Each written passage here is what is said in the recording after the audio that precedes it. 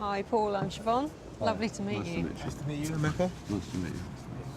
So it's fantastic to actually come here now and to see the work that you've done. So I guess we're both curious just to know, what inspired you? How did you get involved in the project? How did you find doing it?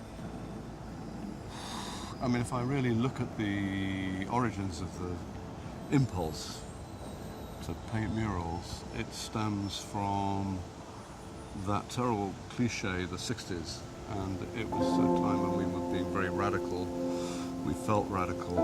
And I decided that I was going to make artworks which were powerful and accessible. Yeah. And all that stuff.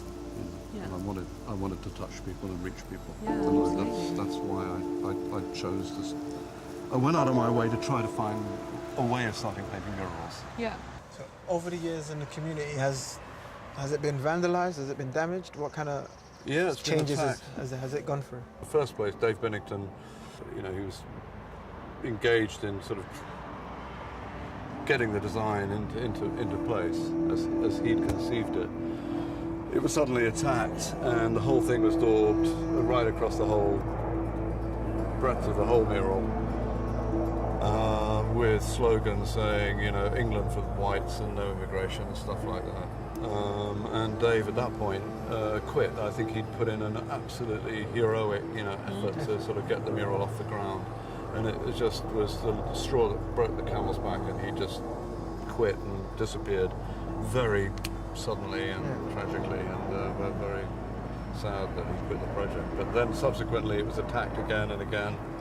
First it was attacked, and Ray Walker, who painted the left-hand section, repaired it, and then in around about 94, 95 it was attacked again, and I got up with Steve Rushton, who was helping me with scaffold towers, and we restored it.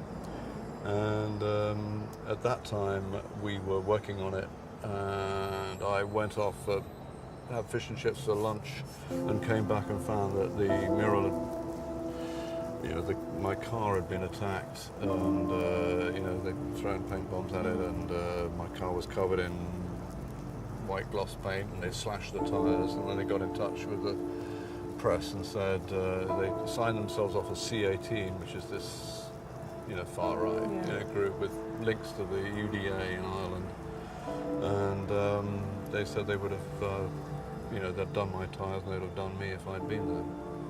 We heard today actually that there's a planned march tomorrow by the EDL.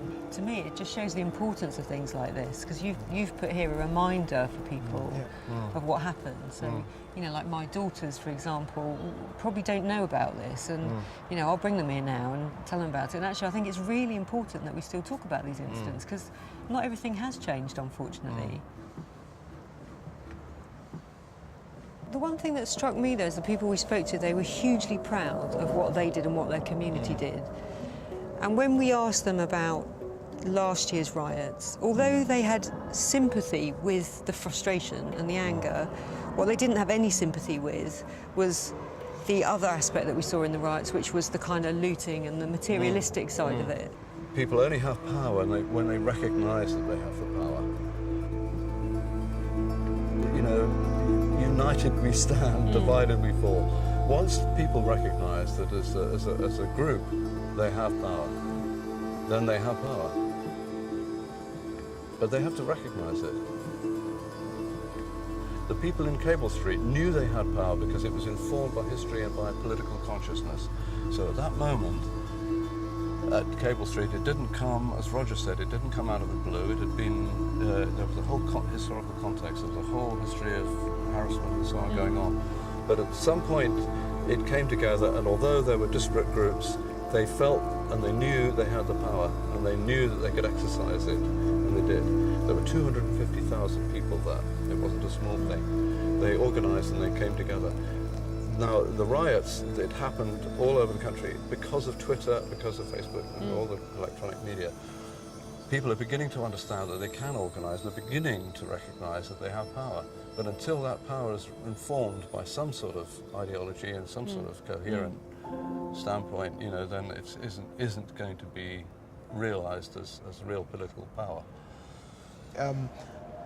these days, a lot of young people are more distracted, by technology and things like that. So it's harder to organise, it's harder to educate about important issues like this. What would you say in terms of, getting young people interested in history and important issues like this?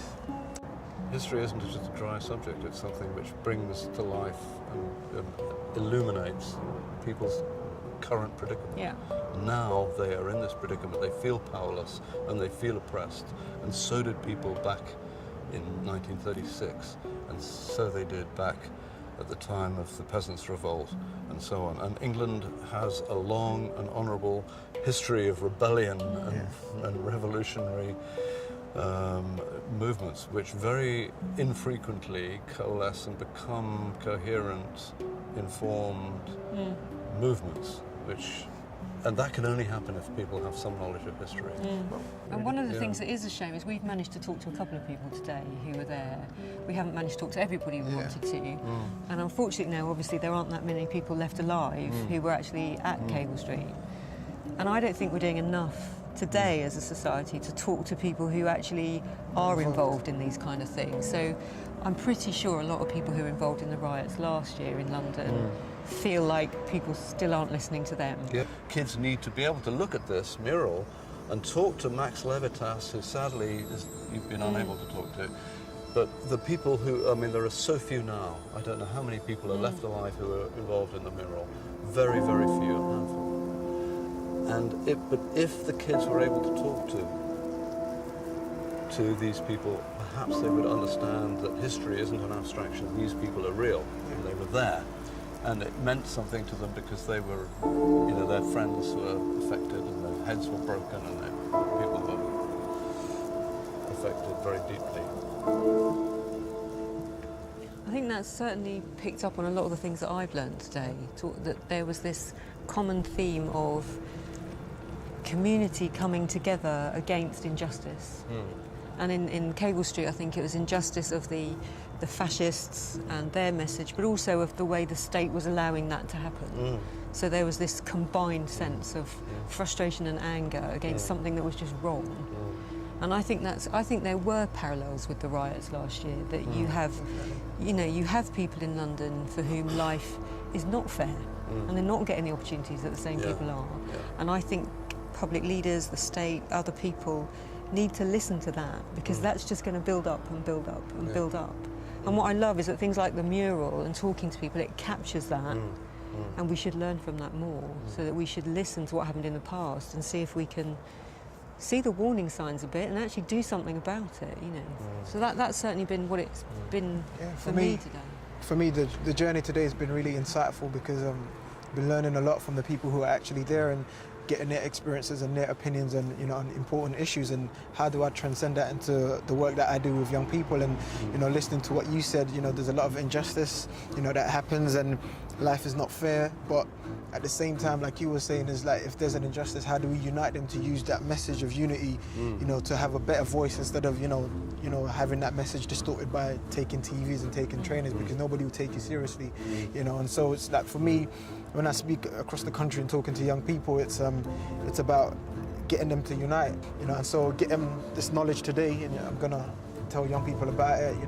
They need to know about it, and these are the important issues that they need to know, because it's like, before this whole series, I didn't know too much about it myself, and so this has been an educational journey for me, and it's insightful as well, and so I'm looking to transcend that knowledge to the young people that are underneath me as well.